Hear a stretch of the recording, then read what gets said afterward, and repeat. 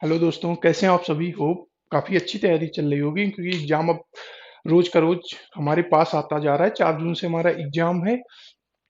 तो जो लोग पहली बार जुड़े हैं उन्हें मैं बता दूं, आज मैथ्स की क्लास है और मैं मैथ्स यहाँ पढ़ाता हूँ। लगभग सीजीएल के पॉइंट ऑफ व्यू से मैंने 70 से 80% कोर्स खत्म किया। जो चैप्टर सब बचे हुए अगले कुछ दिनों में हम कंप्लीट करके आपको एक प्रैक्टिस सेशन भी कराएंगे। और उस सिलसिले में आज ज्योमेट्री स्टार्ट करते हैं। ज्योमेट्री स्टार्ट करने से पहले कुछ ऐसी थ्योरम्स होती हैं, अगर हमें वो थ्योरम्स नहीं आती तो हम या तो कंस्ट्रक्शन अप्लाई करते हैं या बेसिक बेसिक अपने कॉन्सेप्ट अप्लाई करते हैं, तब हम आंसर तक पहुंच पाते हैं। अगर हमें थ्योरम्स का पूरा डिटेल में नॉलेज है, प्रैक्टिकली नॉलेज है, उसके साथ थ्योरेटिकली नॉलेज है, तो हम काफ़ी ज़्यादा अपना टाइम जाया होने से बचा सकते हैं। ठीक है, तो ज्योमेट्री क्लास से शुरुआत करेंगे। अभी कुछ एक बेसिक्स थ्योरम पढ़ेंगे, उसके बाद कल से line, triangle, similarity sequence wise हम आगे की तरफ बढ़ते रहेंगे। ठीक है, हम ये एज्यूम करेंगे आपको कि बेसिक बेसिक चीजें आपको आती हैं, लेकिन तब भी उन बेसिक पॉइंट से कैसे हम टफ लेवल तक या अच्छे लेवल क्वेश्चन तक जा सकते हैं, उनकी बात यहाँ करेंगे। ठीक है, क्वेश्चन अच्छे होंगे, एग्जाम अप्रोच बेसिस पे क्वेश्चन होंगे, क्योंकि बहुत इधर उधर का पढ़ाने से कोई मतलब नहीं। आपको एकदम टू द पॉइंट हम पढ़ाने की कोशिश करते हैं हमेशा क्लास में। ठीक है, तो शुरुआत करते हैं। आज की पहली थ्योरम्स आप खुद देखेंगे,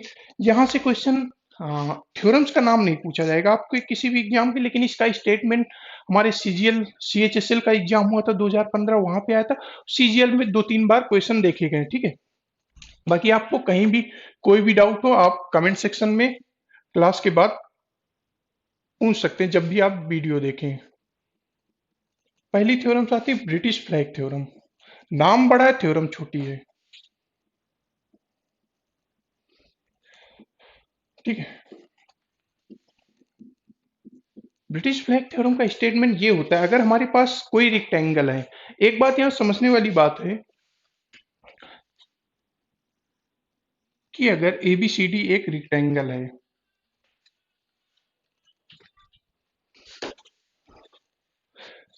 आपको ये भी पता होना चाहिए हर एक स्क्वायर, प्रत्येक स्क्वायर भी एक रेक्टेंगल होता है, जिसकी आमने सामने की लेंथ, आमने सामने नहीं, साइड की लेंथ आपस में, यानी लेंथ इक्वल टू ब्रेड्थ होता है, लंबाई और चौड़ाई बराबर होती है। ऐसा हमारा आयत होता है एक स्क्वायर। ठीक है, तो सेम प्रॉपर्टी आपकी स्क्वायर के अंदर भी लगेगी। इसमें स्टेटमेंट होता है, अगर हमारे पास एबीसीडी एक आयत है, इसके अंदर कोई भी एक पॉइंट अगर हम पी ले लेते हैं और इसके शीर्ष से हम इस पी पॉइंट को मिला देते हैं। ठीक है, तो हमारी स्टेटमेंट क्या बनती है, हमारी थ्योरम्स क्या बनती है, AP square plus PC square, यानी एपी स्क्वायर सामने वाली side, PC square equal to BP square plus PD square. ठीक है, आप इसे समझ लें, नोट कर लें। हम आपसे रिक्वेस्ट करते हैं, सलाह भी देते हैं, जब भी आप हमारी क्लास पढ़ रहे हो, कुछ हम इतने पॉइंट मेंशन करेंगे, हर एक टू द पॉइंट पढ़ाते रहेंगे, आप उन छोटे छोटे पॉइंट को नोट करते रहें। ठीक है, अब ये आता कैसे, ये तो सीएचएसएल में डायरेक्ट पूछ लिया गया था स्टेटमेंट।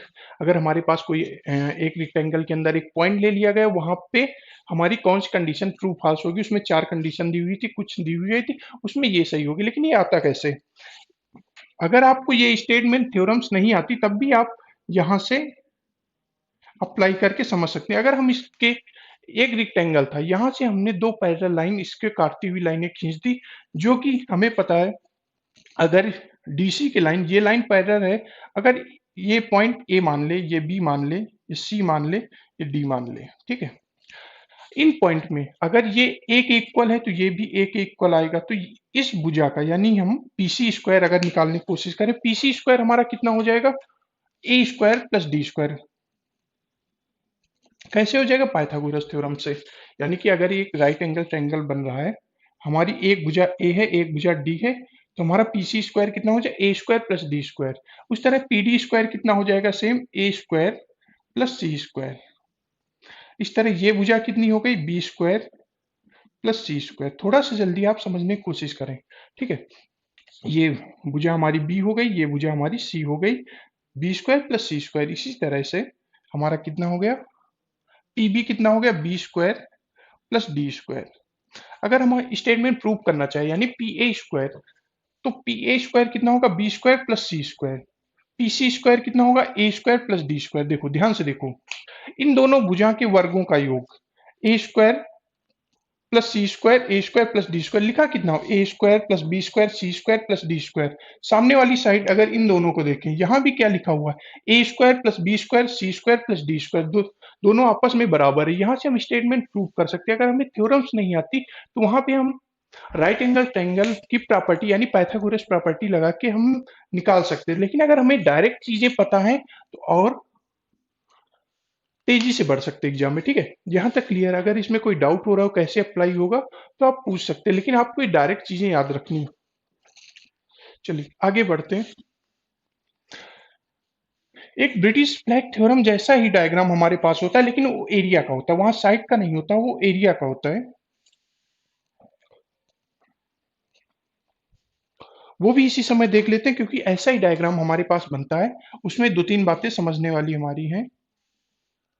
अगर हमारे पास same rectangle A B C D दे दिया गया, ठीक है, हमारे पास एक rectangle A B C D दे दिया गया। अच्छा, एक क्वेश्चन देख लेते हैं, सीजीएल का कैसा आया था, लास्ट ब्रिटिश फ्लैग थ्योरम में कैसा क्वेश्चन आया था। हमारे पास एक रिक्टेंगल दिया हुआ था, अंदर एक पॉइंट, कोई भी पॉइंट कहीं भी, ये पी कहीं भी हो सकता है इस रेक्टेंगल के अंदर। यहाँ पे एक पी पॉइंट था, एक भुजा हमारी आर थी, एक हमारी थी एक भुजा 7 थी, ये भुजा हमें निकालनी थी। ठीक है, सिंपल सा ब्रिटिश फ्लैग थ्योरम पर आती है, तो A square plus 1 square equal to 7 square plus, अगर इसको एक्स मान ले, एक्स स्क्वायर, या 8 8 64 एक 65, 65 equal to 49 plus X square. ये इधर आएगा, कितना हो जाएगा, 64 minus 49 16, 16 equal to X square. X की वैल्यू कितनी आ गई, 4। ये क्वेश्चन हमारे सीजीएल में आया था। ठीक है, ये क्वेश्चन हमारे सीजीएल में आया था। तो मैं डायरेक्ट, अगर न भी आपको पता हो तो यहाँ से आप कंस्ट्रक्शन करके वही जो प्रूफ था वहां से आप निकाल सकते थे, लेकिन वो चीजें करने से आपका समय ही बर्बाद होगा। चलो, एक एरिया बेसिस पे आता है, यहां से ही क्वेश्चन ऐसा ही आता, उसमें आपको दो तीन बातें याद रखनी। अगर हमारे पास एक rectangle A B C D है, ठीक है, यहाँ पे कोई एक पॉइंट पी हमने मान लिया, इस पी को सारे वर्टिस यानी शीर्ष से मिला दिया। ठीक है, और हमसे ये दिया गया है, इसका एरिया 22 यूनिट स्क्वायर है, इसका एरिया हमारे पास 25 यूनिट स्क्वायर है, इसका एरिया कितना है, 18 यूनिट स्क्वायर। आप एग्जाम में देखेंगे सेम यही क्वेश्चन है, वही यही सेम डेटा था, इसका एरिया फाइंड आउट करना था। देखो, अगर छोटी छोटी बातों की हमें समझ है तो हम कैसे कर सकते हैं। मान लीजिए भुजा, पहले हम समझते हैं कॉन्सेप्ट, उसके बाद क्वेश्चन में तो कुछ है नहीं अगर कॉन्सेप्ट आपको याद। ये भुजा हमारे पास y है, यानी कि एक रेक्टेंगल है जिसकी लंबाई और चौड़ाई x, y है। ठीक है, अगर हम इस लेंथ को अभी थोड़ी देर के लिए, इस लेंथ को थोड़ी देर के लिए हम क्या मान ले, a मान ले, इस लेंथ को थोड़ी देर के लिए b मान ले, तो इस वाले पोर्शन का एरिया कितना हो गया, इस रेड वाले पोर्शन का एरिया कितना हो गया, हाफ बेस इंटू हाइट। हर एक त्रिभुज का एरिया कितना होता है, बेस इंटू हाइट। बेस हमारा x है, हाइट कितना है, a। ठीक है, इस रेड पोर्शन का एरिया कितना हो गया, हाफ एक्स ए। अब इसके सामने वाले एरिया की अगर बात करें, आपको ये समझना है, बाकी ये करना नहीं है एग्जाम में, करना क्या है उस पर हम आते हैं। अगर इस वाले एरिया की बात करें तो इसका एरिया कितना हो गया, प्लस हाफ, बेस कितना है एक्स, हाइट ऊंचाई कितनी है बी, हमने अभी मानी, यानी अगर इसको और सॉल्व करें तो हाफ एक्स कॉमन ले लिया, ए प्लस बी। अच्छा ध्यान से देखें, ए प्लस बी का मान कितना है, ए प्लस बी का मान कितना है, ए प्लस बी का मान वाई है। ठीक है, यानी कि हाफ एक्स वाई। अब देखो यहां से समझो, हाफ एक्स वाई आया क्या, पूरे आयत का क्षेत्रफल एक्स वाई होगा, पूरे आयत का क्षेत्रफल एक्स वाई और उसका आधा, यानी पूरे आयत का आधा। समझ रहे हैं, पूरे रेक्टेंगल का आधा। यानी अगर कोई हम पॉइंट रेक्टेंगल के अंदर लेते हैं, ठीक है, रेक्टेंगल बात होगी तो वहां पे और भी त्रिभुज शामिल होंगे, लेकिन अभी रेक्टेंगल पे आते हैं। स्क्वायर हो तब भी सेम केस लगेगा।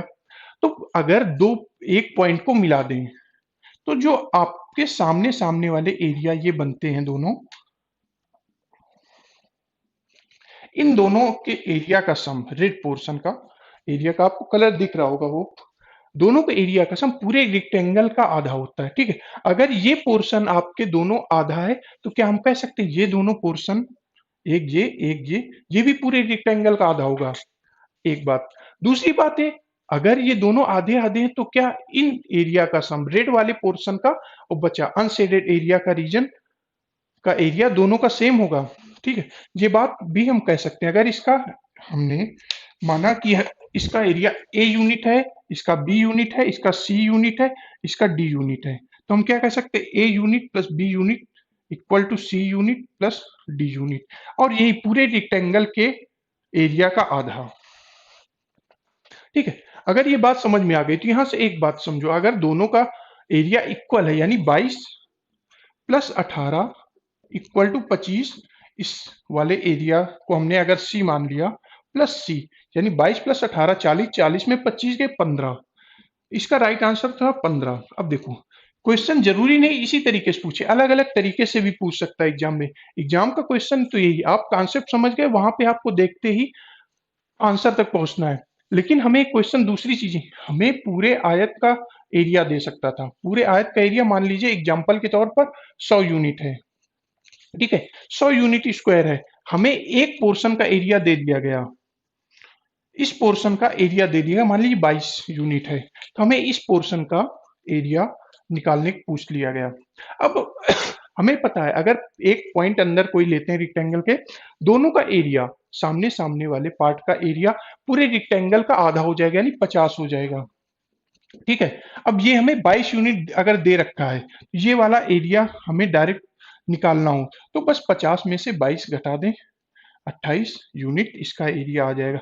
अलग अलग डायमेंशन से आप थोड़ा सा करके, जब आप खुद इन्वॉल्व होते हैं, अलग अलग डायमेंशन में सोचते हैं, तो एग्जाम में क्योंकि आपको साथ कोई नहीं रहने वाला, आप अकेली आपकी समझ रहने वाली है, तो वहां पे अप्लाई करने की कोशिश करें। ठीक है, ये अलग अलग तरीकों से यहाँ से क्वेश्चन पूछे जा सकते हैं। चलो, ये ब्रिटिश थ्योरम के डायग्राम थे। उसके बाद पढ़ते हैं स्टीवर थ्योरम।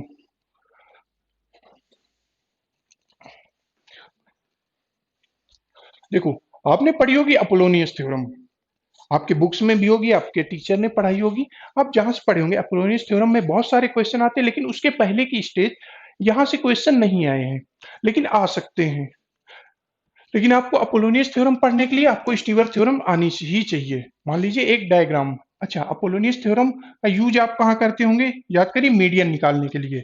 अगर हमारे पास एक रेक्टेंगल है A B C, A B सी, एक हमारे पास रेक्टेंगल है ए बी सी, इन थ्योरम्स का यूज कहाँ करते हैं हम, मीडियन निकालने के लिए। लेकिन स्टीवर थ्योरम का यूज क्या करते हैं, अगर हमारे पास एबीसी एक रेक्टेंगल है, यहां से हम कोई एक सामने वाली भुजा पे रेखा खींच देते हैं। ठीक है, एक साइड खींच देते हैं सामने वाली भुजा पे, इसका नाम क्या होता है, इसका नाम होता है सीवा। ठीक है, अगर यही सीवा अगर दो बराबर भागों में सामने वाली भुजा को डिवाइड कर देती, इसी का नाम हो जाता है मीडियन। ठीक है, तो आगे बढ़ते हैं स्टीवर थ्योरम की तरफ।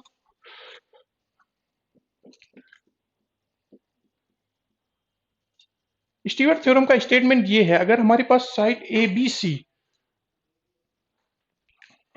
एक रेक्टेंगल ए बी सी, ए के सामने एक भुजा अगर हम ए मान ले अभी थोड़ी देर के लिए,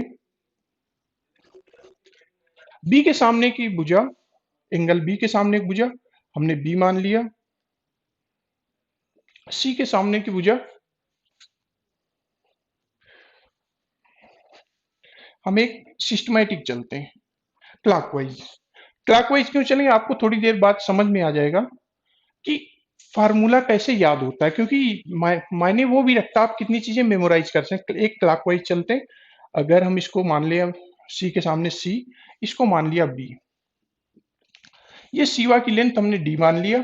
अब देखो, स्टेटमेंट नहीं होता, अगर ट्रायंगल में ये साइड दी गई है, एक सीवा खींच जाती, उस सामने वाले को डिवाइड क्या करती, एन और एम में, यानी ये लेंथ हमारी टोटल ए थी, ये हमारी रेशियो भी दिया हो, रेशियो अगर दिया हो तो एक्चुअल वैल्यू आ सकती है, लेकिन एन और एम आपको ध्यान देना है, ये एक्चुअल वैल्यू है, रेशियो नहीं है, ये बातें आपको ध्यान रखनी। तो स्टेटमेंट हमारा क्या बनता है, स्टेटमेंट होता है बी पहली साइड लो और सामने वाला जो वैल्यू है उसका स्क्वायर, यानी बी स्क्वायर एम प्लस इस भुजा का square into N, C square N equal to कितना होता है ए, तीसरी भुजा जो बची ए ब्रैकेट में, जो हमने सिवा खींची उसका स्क्वायर प्लस इन दोनों का मल्टीप्लिकेशन। देखो आप इसको लिख के 2-3 बार समझने की कोशिश करें। ये किस लिए इंपॉर्टेंट है वो अभी डिस्कस करते हैं, ठीक है। ये तो स्टेटमेंट होता हो सकता है पहली बार में ना याद हो रहा हो, 2-3 बार लिख के आपको याद ठीक करना है। अब ये आता कैसे, देखो 2-3 तरीके हैं, कई एक तरीके हैं, वो भी आपको जानना जरूरी। एक तो एक तरीका होता है यहाँ से एक हम यहाँ पे परपेंडिकुलर हाइट डाल दें, उसके बाद एरिया इक्वेट कर लें, ठीक है। वो तो काफी नॉर्मल हो जाएगा, वो आप करने की कोशिश करना, ना हो तो कल की क्लास में हम उसको भी डिस्कस करते हैं। लेकिन हम नए तरीके से कुछ करने की कोशिश करते हैं। मान लीजिए उसमें कुछ आप सीखेंगे, अगर कोई भी ये एंगल हमने थीटा मान लिया तो ये एंगल कितना हो जाएगा 180 माइनस थीटा। किसी भी स्ट्रेट लाइन में टोटल एंगल कितना बनता है 180 डिग्री, ठीक है। अब यहाँ पे नई थ्योरम जो आप टेक्नोमेट्री में पढ़ते आ रहे हैं, जब हमें दो साइड पता होती और एक एंगल पता होता, तीसरी साइड कैसे निकालते, या तो साइन रूल से या तो कॉस रूल से। अगर इस एंगल ट्रायंगल ए, इसको अगर हम डी मान ले, त्रिभुज ए डी बी में कॉस रूल अगर अप्लाई करें तो कॉस थीटा कितना हो जाएगा, कॉस थीटा इक्वल टू कितना हो जाएगा, पास पास वाली साइड का स्क्वायर यानी D square plus M square, और जो सामने वाली साइड है उसको घटा देते हैं यानी कि माइनस सी स्क्वायर अपान इन दोनों साइड का मल्टीप्लीकेशन दुगना 2dm, ठीक है। इक्वेशन एक हमारी ये बन गई। अगर इस वाले जो बचा हुआ ट्रायंगल यानी ACD में, त्रिभुज ACD में कॉस रूल अप्लाई करें, कॉस 180 माइनस थीटा, डायरेक्ट थोड़ा लिखेंगे, कॉस 180 माइनस थीटा कितना होता है minus cos theta, minus cos theta, cos 180 minus theta minus cos theta, पास पास वाली साइड का स्क्वायर यानी D square plus N square, सामने वाली साइड को घटा देते हैं, स्क्वायर करके घटा देते हैं, minus C square minus sorry B square upon जो साइड पास पास वाली उनका मल्टीप्लीकेशन दुगना 2dn। अब देखो यही हम सॉल्व करने की कोशिश करते हैं, बहुत स्टेप में नहीं जाएंगे। एक क्वेश्चन हमारे पास एक है, अगर 2dm को इधर ले आए, 2dm को इधर ले आए, इस वाले क्वेश्चन में अगर क्या करें 2dn को इधर ले आए, देखो इन दोनों इक्वेशन को सॉल्व करनी, उसके बाद स्टेटमेंट तक पहुंचना। अब देखो कैसे करेंगे, यहां भी छोटी छोटी बातें समझना। अगर हमारे पास ये देखो 2d cos theta, 2d cos theta, यहाँ पे अगर n पूरे इक्वेशन में मिसिंग है, इस वाले में लेफ्ट हैंड साइड में यहाँ पे अगर m से मल्टीप्लाई कर दें तो देखो लेफ्ट हैंड साइड दोनों एक ही बन जाते हैं। लेफ्ट हैंड साइड कितना बन जाते हैं 2dmn, 2dmn cos थीटा, हालांकि ये माइनस में है तो आपस में दोनों बराबर हो जाएंगे। अब दोनों को डिवाइड कर दो तो यहाँ -1 बचेगा, इतना अपान इतना D square plus M square minus C square upon D square plus N square minus B square, ठीक है। अब देखो इक्वेट करेंगे, इधर राइट हैंड साइड लाएंगे, उधर शिफ्ट करेंगे। अब एक स्टेप का आपके पास काम है, इसमें कुछ बचा नहीं, वहां से ये स्टेटमेंट आ जाती है, ठीक है। ठीक है, लेफ्ट राइट इक्वल करना थोड़ा सा काम आपके लिए होमवर्क सिंपल सा है, कॉन्सेप्ट था वो आपको डिस्कस कर दिया, ठीक है। अब आपको ये स्टेटमेंट याद रखनी, याद अच्छा मेन तो याद करें अप्लाई कहाँ पे होगी, जहां हमें पता हो 2 साइड या 3 साइड दी गई हो, वहां से एक सिवा यानी एक लाइन अगर खींच देते हैं, वो कुछ रेशियो में डिवाइड कर रही होगी। अगर रेशियो में डिवाइड कर रही होगी, ये आपको दिया जाएगा, एग्जैक्ट वैल्यू नहीं दी जाएगी, एग्जैक्ट वैल्यू भी दे सकता है। अगर मानिए 10 यूनिट इसकी लेंथ थी, हमें 2:3 के रेशियो में डिवाइड करना है, तो ये 4 यूनिट बन जाएगी, ये 6 यूनिट बन जाएगी। वो हमारे पास अगर ये 6 यूनिट दी गई है, ये 7 यूनिट दी गई है, तो हम ये लेंथ निकाल सकते हैं। सेम इसी का उल्टा, अगर ये लेंथ दी गई है, कोई एक लेंथ मिसिंग होगी तो आप निकाल सकते हैं, ठीक है। तो ये थी स्टीवर्ट थ्योरम की कहानी। अब इसी में चलते हैं, अभी इसी में चलते हैं, इसी से निकलती है जो हमारे एग्जाम में आती है। ये एग्जाम में अभी तक नहीं आया, मैं पहले डिस्कस कर दूं। एसएससी के एग्जाम में नहीं आया, ये जेट वगैरह के एग्जाम में आता था, और इंडायट्रियम कैट के एग्जाम में इसका यूज करते हैं। अब देखो, इसी इसी डायग्राम में हमने क्या कहा था, जो लाइन खींचे वो एक सीमा थी, यानी कुछ भी हो सकती है।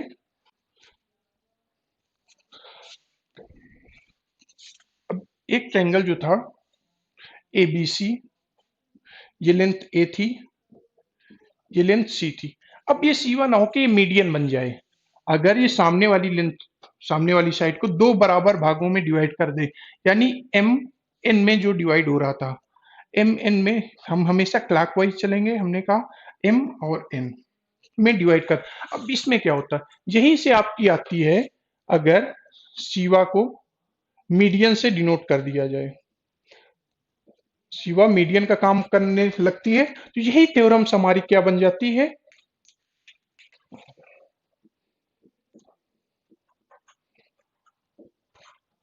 Apollonius theorem. काफी इंपॉर्टेंट थ्योरम, ट्रायंगल में साइड निकालने के पॉइंट ऑफ व्यू से, साइड अगर नहीं भी निकालने, मीडियन निकालने के लिए बहुत ज्यादा यूज होती है। आप खुद देखें, जब पेपर लगाएंगे, अच्छे लेवल के क्वेश्चन लगाएंगे, तो यहां से आपको हेल्प मिलेगी। अब हमने क्या कहा, सिंपल सा स्टीवर्ट थ्योरम में जब सीवा मीडियन बन जाती है तो वही थ्योरम कहलाती है अपोलोनियस थ्योरम। नाम इसलिए, नाम के साथ साथ आपका एक डायग्राम, माइंड में डायग्राम बन जाता है, आपके डायमेंशन बन जाते हैं, ऐसी थ्योरम ऐसा डायग्राम होता है, उसका ये नाम होता है, वहां से ये चीजें कैलकुलेट कर सकते हैं। अब ये कैलकुलेट कहाँ होती है, ये हमारी मीडियन, मीडियन मतलब सामने वाली भुजा को दो बराबर भागों में डिवाइड कर देती है। अब सिंपल यही स्टीवर थ्योरम में, अगर m equal to n equal to भुजा की आधी, यानी a/2 रख दे, तो एक ही स्टेप में हमारी कौन सी थ्योरम आती है, जो थ्योरम आती है उसे कहते हैं अपोलोनियस थ्योरम। यानी b स्क्वायर a/2, यानी m को a/2 से रिप्लेस किया, plus c square a/2 equal to a d square. अब एम एन है, चाहे a/2 लिख दो, चाहे अभी के लिए हम मान लेते हैं प्लस एम स्क्वायर, यानी पूरी भुजा का आधा का स्क्वायर।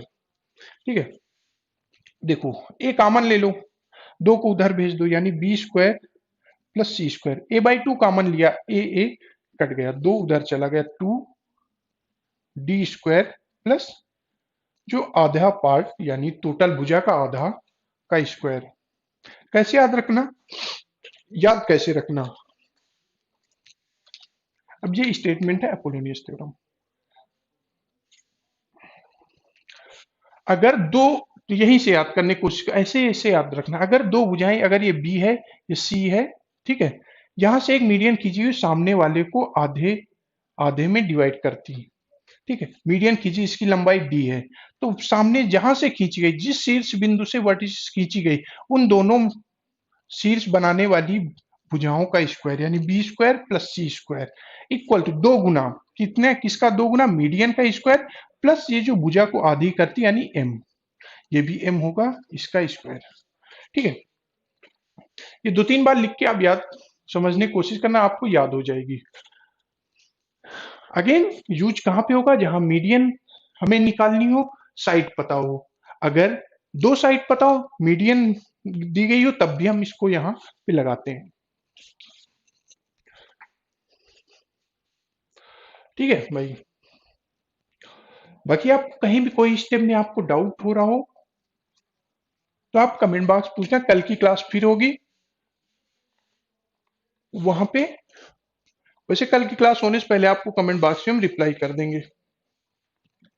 बाकी आपसे रिक्वेस्ट भी है, अगर आपको चीजें समझ में आ रही हो, अच्छी लग रही हो, तो जो आपके जरूरतमंद दोस्त होंगे, हर लोगों के दो चार जरूरतमंद दोस्त होंगे जिनको जरूरत होगी ऐसी चीजों की, जो लोग अवेल न कर पा रहे हो इतनी फैसिलिटी या अच्छी कोचिंग, उनको भी डिस्कस किया करें। यहाँ पे चीजें कमिटेड होती हैं, अच्छे से पढ़ाई जाती, एग्जाम ओरिएंटेड पढ़ाई जाती। अगर नहीं भी हम कुछ कमियां लग रही तो आप डिसलाइक भी कर सकते हैं हमारे वीडियो। डिसलाइक करने के साथ साथ हमें पता नहीं चलेगा आपने क्यों डिसलाइक किया, तो आप कमेंट बॉक्स में भी आप बता सकते हैं ये कमी रह गई, ये चीजें होनी चाहिए। ठीक है, चलिए आगे बढ़ते हैं। दो तीन थ्योरम्स हो गई, आगे बढ़ते हैं सीवा थ्योरम। इसमें 16 मेंस में क्वेश्चन आया था यहां से। अगर आपको ये चीज देखो पहले ही ये चीजें नहीं आती तो आपके पास अलग तरीके भी हैं। आपके पास मास पॉइंट ज्योमेट्री है, आपके पास सिमिलरिटी है, आपके पास कंस्ट्रक्शन है, वहां से भी ये सारे क्वेश्चन निकल आते हैं। लेकिन आपको चीजें पता है तो डायरेक्टली आप कर सकते हैं थोड़ा तेजी से। अगेन अगेन हमारे पास एक ट्रायंगल है एबीसी। अब सीवा थ्योरम्स क्या कहती है? शिवा थ्योरम का स्टेटमेंट ये है, हमने क्या बताया, सामने वाले शीर्ष बिंदु से अगर सामने वाली भुजा, उसके सामने वाली भुजा पे कोई एक रेखा खींचते हैं, कोई भी एक रेखा खींचते हैं, उसको किस नाम से जानते हैं? शिवा। अगेन यहां से भी खींचते हैं दूसरी शिवा, और इन दोनों के कटान बिंदु से सी से भी एक तीसरा, यानी ये तीन शिवा खींचती है। अगर इनके नाम दे दें हम थोड़ी देर के लिए, डी ई एफ, हमने इनके नाम दे दिया डी ई एफ। तो इसका स्टेटमेंट क्या बनता है? स्टेटमेंट ये बनता है कि किसी भी साइड की तरफ चलो, A F upon F B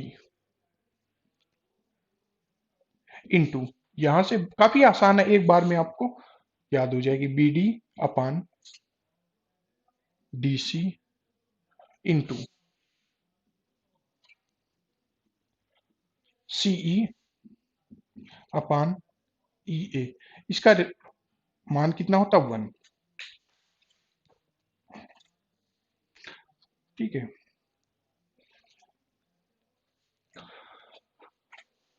आप इसे नोट डाउन करते रहें।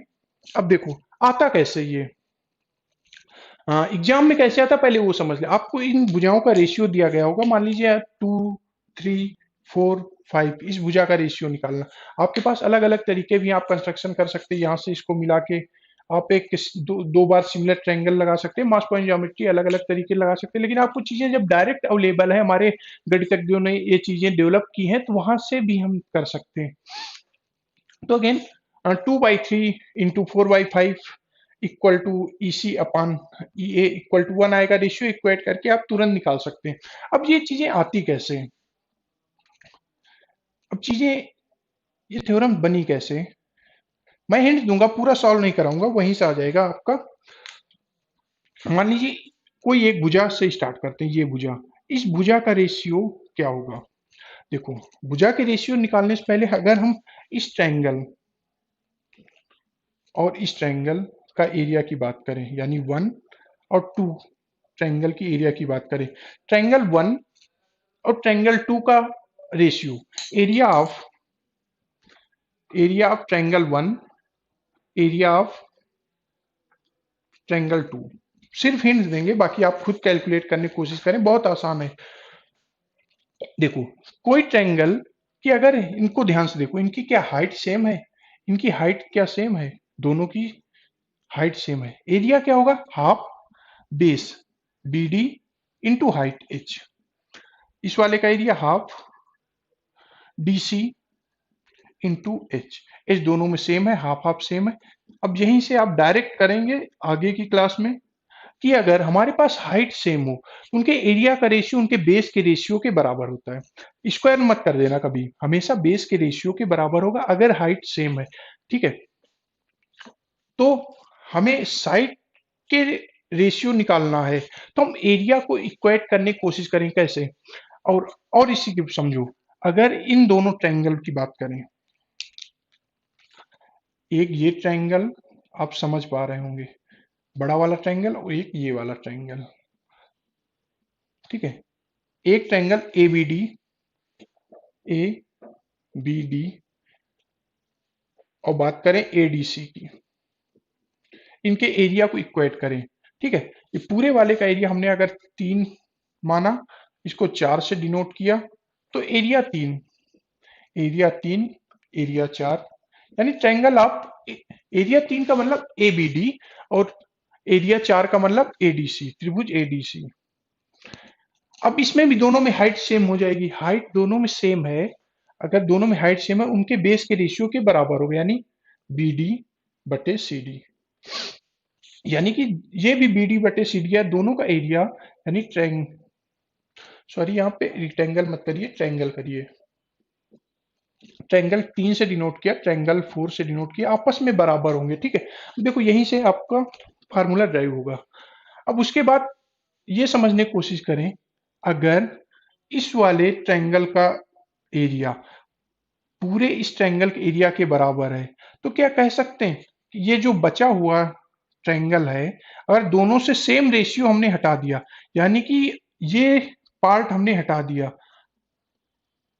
ये पार्ट हटा दिया, तो बचे हमारे दो part, this one and this one, ठीक है।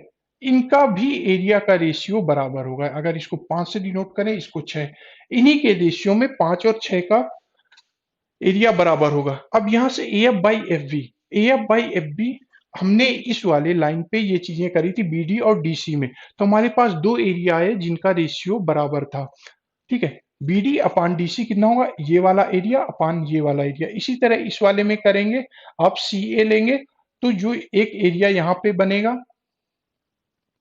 ये वाला और ये वाला, इनका रेशियो बराबर आएगा। इसी तरह इसमें करेंगे, तो आप समझो इसी डायग्राम में इस वाले एरिया का रेशियो और इस वाले एरिया का रेशियो बराबर आएगा। इस तरह जब 6 ट्रायंगल होंगे, 3 ऊपर के 3 नीचे के बराबर एरिया वाले कट जाएंगे, आपका रेशियो 1 आ जाएगा, ठीक है। हमने हिंदेरी थोड़ा सा करने की कोशिश करा, तो ये थी हमारा शिवा थ्योरम का स्टेटमेंट। अच्छा, यहाँ पे एक बात और ध्यान देने वाली बात है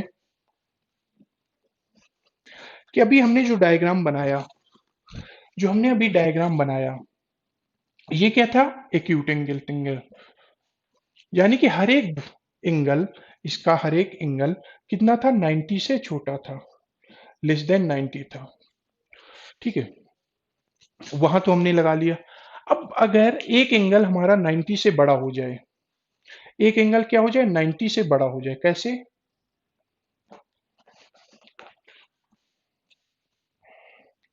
मान लीजिए हमने एक डायग्राम ये ले लिया, इसको मान लिया ए, बी और सी।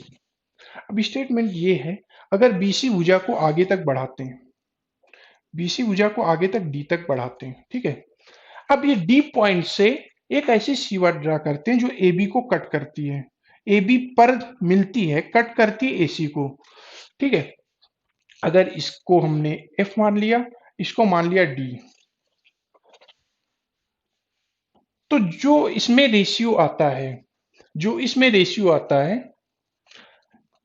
ये ऑब्ट्यूज एंगल के लिए था, वो एक्यूट एंगल के लिए था। तो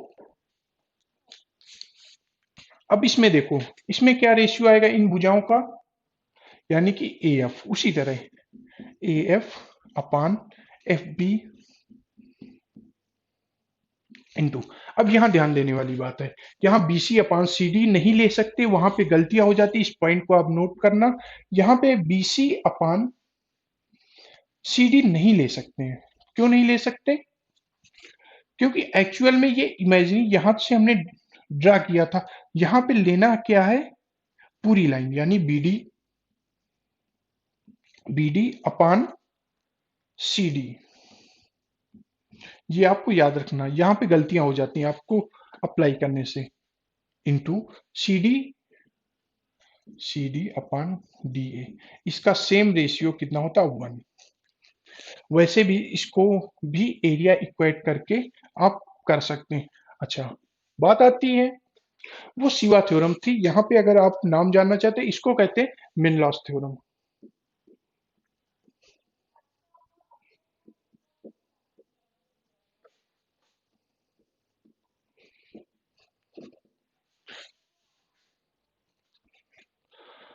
क्वेश्चन कैसे आएगा, क्वेश्चन आएगा, दो रेशियो दिए होंगे, तीसरा रेशियो हमें निकालना होगा, भुजा का रेशियो, आप अप्लाई कर सकते हैं तुरंत, बाकी कंस्ट्रक्शन वगैरह से बच सकते हैं सिमिलरिटी अप्लाई करने। बाकी ये क्वेश्चन हम अलग अलग तरीकों से भी कराएंगे, अभी सिमिलरिटी वगैरह स्टार्ट होगी, वहां से भी हम कराएंगे ऐसे क्वेश्चन, बाकी क्वेश्चन प्रैक्टिस भी होती रहेगी, ठीक है। बाकी देखो थ्योरम तो बहुत सारी हैं, लेकिन जो यूजेज है आपके एग्जाम पे, इन्हीं कुछ चीजों का यूज आता है, बाकी रेगुलर क्लासेस में और डिस्कस करते रहेंगे। अगर छोटी सी बात और चलते जाना चाहे, तो एक और थ्योरम्स होती, काफी आ सकती है आपके एग्जाम में से, अगर एक ट्रायंगल ले लें, इसका नाम होता है, ज्योमेट्री मैथमेटिशियन ने दिया है, Carnot theorem. Carnot theorem.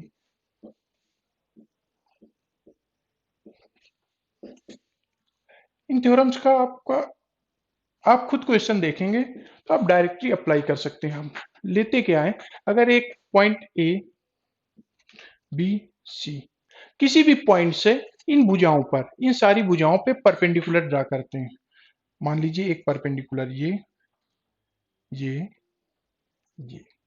P point से यहाँ पे परपेंडिकुलर ड्रा करते हैं।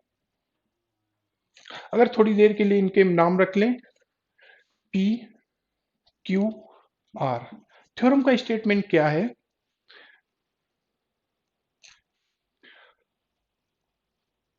थ्योरम का स्टेटमेंट देखो, समझो यहां से।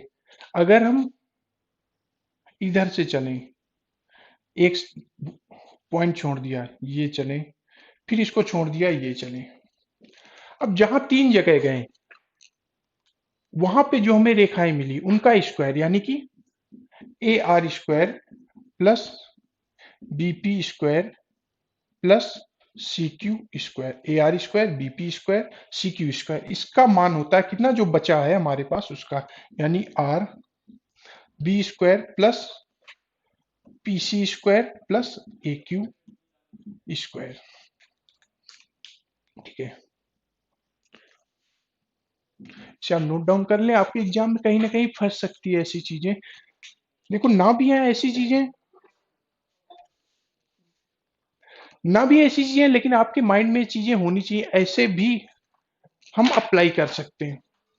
ठीक है, तो ज्योमेट्री की आज थोड़ी सी शुरुआत थी, बाकी मिलते हैं कल क्लास में, सिस्टमैटिक अप्रोच रखेंगे, लाइन से स्टार्ट करेंगे, अंदर आगे सर्कल तक जाएंगे, उसके बाद बहुत सारी चीजें सीखनी है। ठीक है, और बेसिक बेसिक चीजें आपको आनी ही चाहिए, कास रूल जैसे आज बताया, तो आपको थोड़ा थोड़ा चीजें आनी चाहिए, जबकि हम वहां भी एक्सप्लेन करते हैं। तो आप एक बार रिवाइज करना, कल की क्लास में फिर आपको मिलेंगे, शुरुआत करेंगे ट्रायंगल से। बाकी आप मुस्कुराते रहिए, मेहनत करते रहिए, एग्जाम करीब है। ठीक है, चलो मिलते हैं कल की क्लास में। जय हिंद।